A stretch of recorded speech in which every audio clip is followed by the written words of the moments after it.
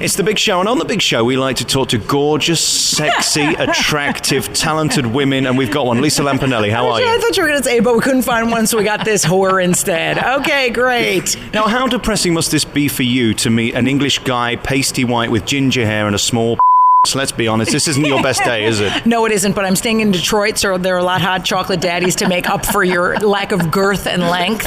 And also, you pasty British, I do like you because you say the C word a lot, which is my favorite word, as you know, because to me, a hot night is a guy calling me the C word and hitting me in the privates with a shovel. So that's hot. Let's back up a bit and explain who you are, because for our British audience, you're like nobody I've ever seen before. You're a lady who says it as it is. You're not frightened of anything. You're not frightened of offending. You talk about race, sexuality, you talk about everything going, and if you don't like it, switch off. Exactly. It's like if you want to see an unfunny bitch, stay at home, listen to your wife. If you want to come and see somebody funny who gets a laugh, you're going to see LL, Lisa Lampanelli, son. Because really, how many women comics in the world do you want to see? I mean, 3. I would pay to see me, Kathy Griffin, and Sarah Silverman. And I'd pay the most to see me because I'm that good, and I get free tickets. And the great thing about seeing you like today, I mean, I was so excited. I happened to be in Detroit recording this Motown show and see my family, and then I find out you're on, and I thought, right, if I can get free tickets, I'll go. I'm not paying. I don't blame you, because when I used to be do what you do for a living. I used to be a journalist. I wouldn't pay for anything. I didn't even pay to see Great White and not get burned in a fire, okay? So there. Now, help me with this. Let's go back to the beginning of your career, because you were a journalist, and there you were interviewing all these rock bands and stuff. Is that not the most boring job in the world? Because unless it's an interesting guest like you, it's a hard job, isn't it? Well, let me tell you, most rock bands are dumb as a post. Let's be honest. There's a reason they play music, because they're freaking stupid. Now, of course, there are exceptions like your Jethro Tulls and your Rushes and your Yes. But, once you've interviewed those 3, what are you left with? Bon Jovi, whose most intelligent answer is, I don't know. I mean, they're not bright. And also, I was doing like heavy metal reporting in the 80s. All the bands like Cinderella, Slaughter, Cinderella, Rat, all the good ones. So basically, I said, okay, let me hit 30, figure out a way to call people names, get lots of money. I come from a big mouth Italian household, so my mother never let us get a word in. So now I'm making up for it because she ain't on TV and I am. So shut up, lady, or I'll put you in a home. That's what I have to tell her and the old man. So I get it from my family. They're big, loud storytellers. They're huge, angry people, which is a funny part of comedy is your anger over things. So yeah, I got to say I've been doing it all my life, basically.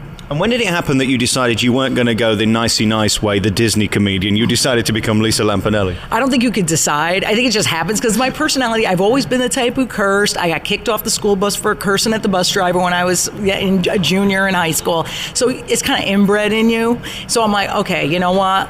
I'm just being me on stage. If people like it, they like it. They don't, they don't. But I don't hold back. See, I figured if I was forcing the cursing and the dirty stuff, and that wasn't really me, they sense it. The audience is like dogs. They sense everything. So I'll tell you what. I said, let me be me. If they like it, they like it. God bless. And thank God they do, because I don't like to brag, dude. But I got 2 houses and 2 Toyota Camrys, so step off.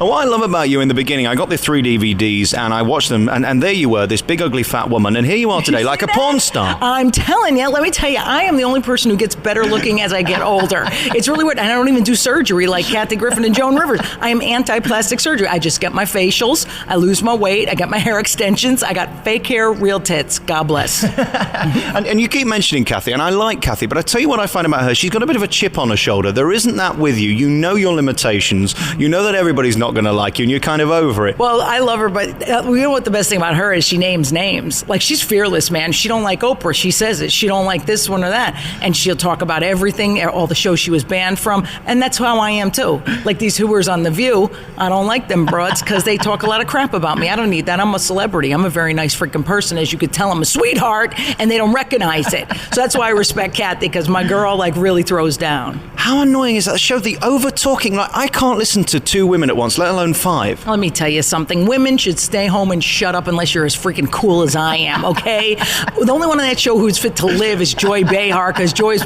funny as hell. But then you got that big-mouth black one. Then the black man, Whoopi, he's terrible. And then you got that other broad, the pretty one. Now, isn't that the worst compliment in the world? The pretty one on The View. That don't mean much, does it? Oh, great. She's the type, too, who won't let get you sticking in her butt. Let me tell you something. You can tell she's repressed in the sack. Me, I'm built for comfort and speed. Them little skinny bras, they break. Not LL, man. I'll take on 2 colors at once, son. They are to you what Mexicans are to us. And you know what I like about the blacks? As you know, they like the big ass because, I give them something to hide behind when the rent is due. So I do enjoy the hot chocolate daddy. So the search continues. You know what's funny about black guys with the British accent? Isn't that weird? It's like they sound very educated, which we know is impossible because they're black. Let me tell you something. I am smart enough not to take the high-risk categories like your Jews and your Asians because they have very small wee-wees. As you know, I said on my album, the only thing shorter than a Jew's thingy is a black guy's to-do list. So pretty much, I don't take no risk with a Jew. I don't go with no Chinaman because let's be honest, I like my men like I like my coffee, not like my urine. So I stick mostly with the brothers who tend to be hung with just your blacks, your Mexicans, maybe even your Arabs, and sometimes they're uncircumcised. How crazy is that? Looks like a little freaking, what is that? Like a condom already attached. I don't understand this. It's disgusting earthworm, but I'll do it anyway. It's subhuman, isn't it? It is really weird, but so are Arabs. But we are the way we are. And then, of course, we find out that journalism's not for you. Were you as shocking in those days? I mean, did people kind of tell you, you've got something a bit extra for a journalist? Because let's face it, journalists are boring. I mean, they kill my career because they don't like people like me and you, do they? Well, I was always repressed and holding back during those days. Like, I never grabbed, a member of Motley Crue by the schlong, even though I wanted to. When Tommy Lee walks by, you just got to grab it because really he is hung so well. I wouldn't know if I should bang him or, feed it a peanut. It's very large. So I was very not bawdy or ribald during those conversations. But when I hit 30, I snapped and I said, you know what? I got to do something where I could just be LL. Not meaning LL Cool J, meaning Lisa Loves. You know what I'm saying?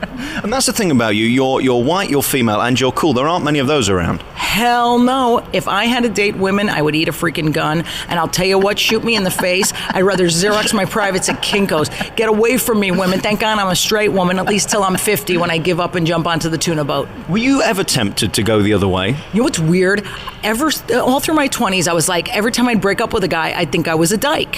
Which you in British, do you call them dykes? Yeah, well, lesbian lickers, I think we call them. Yes, snatch-licking whores. So I always thought I was a field hockey playing dyke. So I'd say, but it was always right after a breakup. Then my dyke friend would say to me, well, could you kiss abroad? I go, maybe it would be okay. And then she goes, well, would you, lick one? And I'm like, ew. And she goes, you're not a dyke. She goes, if you go, ew. She goes, no. So stick with men.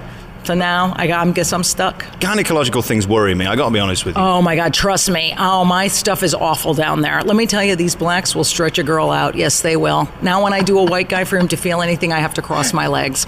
So it is a real problem. I have to write my gynecologist a letter of apology twice a year. Is that fun? No. Are you telling me we could kind of skydive out of that thing? I absolutely would suggest you do. Yes, I would. And when you go to your gynecologist, did it say at the door, at your cervix? Yes, it does actually. And then they say celebrity suite only, and they have the extra big speculum. Do you know what that? You know what a speculum is? It just goes, it just spreads them right open, and I don't even need one, which is fabulous. All right, so we're now at the point where you've become a comedian, and then you want to get known. That's difficult because you're not going to be mainstream. They're not going to have you on Good Morning America talking to the kiddies, are they? Doing this? Right. Oh, who the hell would want to do that crap anyway? I always knew who I was. I said I'm edgy all the time. It's going to take what it takes. I thought maybe I'd have one TV credit in my life, but then they started those roasts on Comedy Central. So thank God the roast discovered me. The Friars Club made them put me on one of those for Chevy Chase, and then that's it. It was a wrap. So I was always doing those, got a couple of specials, and I don't know, it's meant to be, I guess. I just watched you last weekend doing the Larry the Cable Guy roast, and I thought to myself, God, isn't it amazing how people can be in this business and they still have no comic timing? How do people get on there if they can't tell jokes? Well, you're not talking about me, right? Yes. Because I thought it was good. No, I know what you're talking about, like the actors and things. Here's what happens. At those roasts, they have to cast people sometimes who will get viewers to watch. In other words, if you promote Gary Busey's on this roast because he's a crazy bastard, they're going to be like, oh my God, we got to watch that. So that gets a few more, 100,000 viewers. Same thing with Maureen McCormick, the one who was Marsha Brady, because she put a book out that she was a crack hooer. Well, of course, then you're going to want to watch it. So pretty much they don't hire based on timing except for the real comedians. So that's what we do. How nervous are you at those events? Does it bother you that we're watching from a TV, or do you just see the camera, or is it just like doing a live show with a few people in an audience? Oh, no. To me, it's a little different now that I was a roast master because I had to read the teleprompter and I never did that. So I practiced for 2 days. I wanted to make it look natural, so I was like, oh, thank God it worked.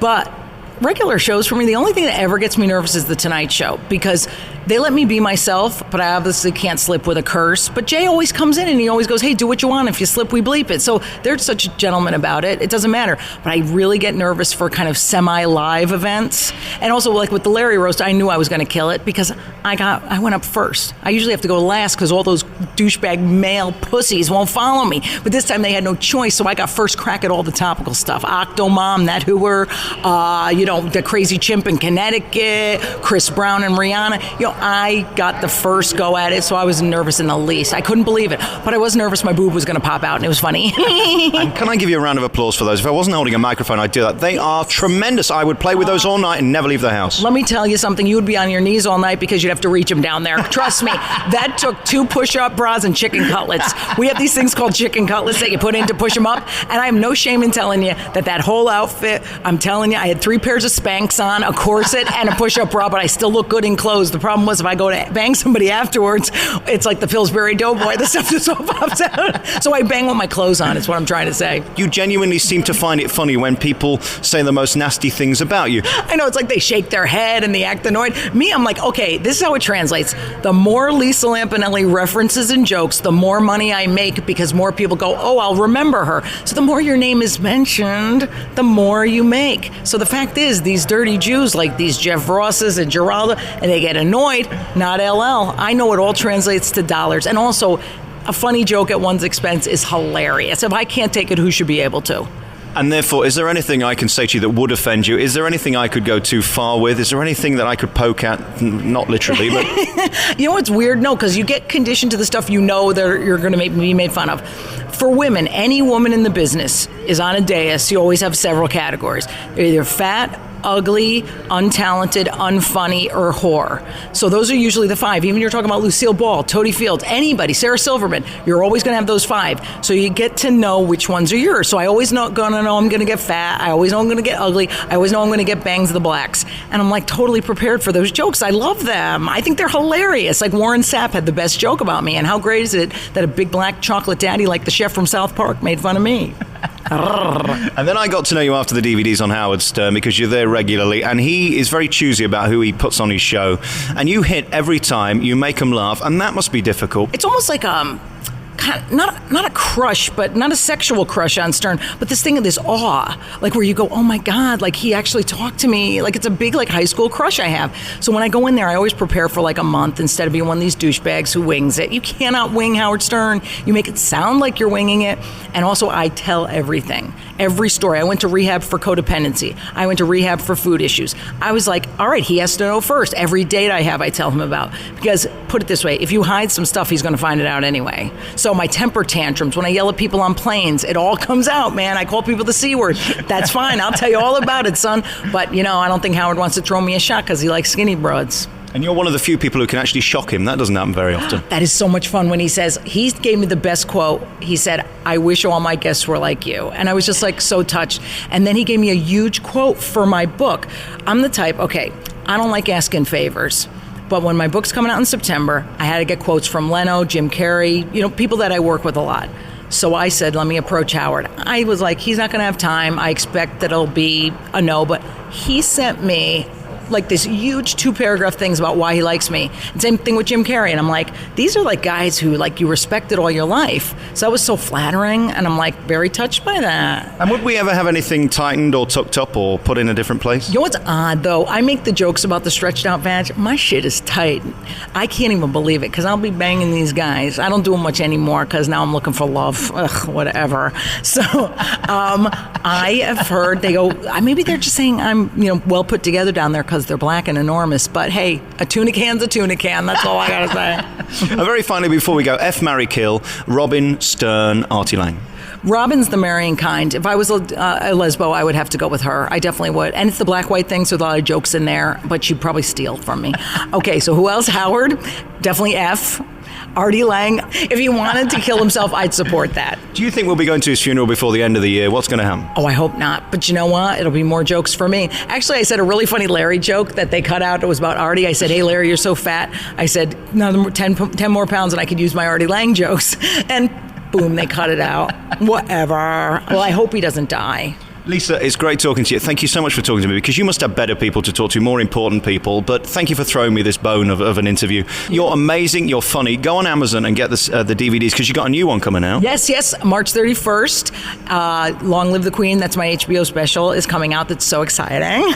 And also my book, look for it in September, called Chocolate Please. It's a book about my life. Do you believe somebody actually paid me to write my autobiography? And I read it back to myself. It's like a litany of all the black guys I banged. It reads kind of like Schindler's List, but with a less happy ending. Do we get any topless pictures in that? I would pay to see that. Oh, wow. You don't have to pay. Let's go up to my room. But let me tell you what, no topless pictures yet until my mom and dad die. Because once they're in the ground, all bets are off. All right. Okay. Thank you for talking to me. Good luck with the show tonight. I'm going to come and see you, not paying for that. Got the DVD on the way, not paying for that either. So all in all, it's been a good day for me. Thanks, man. Cha-ching.